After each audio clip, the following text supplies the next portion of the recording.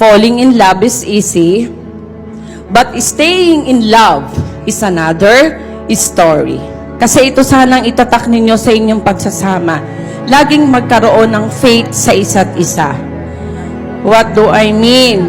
Letter F, fidelity.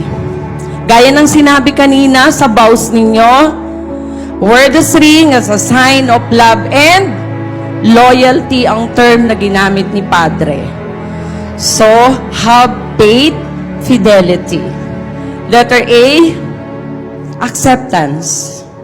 Kasi kahit pa mula pagkabataan doon na si Joyce, saksi din ako doon, kasi matagal din akong tumira kina Ate Lucy, but still you have differences. Diba? Ngayon pa lang lalabas yan, kasi ngayon pa lang magsisimula ang journey ninyo as together, as husband and wife.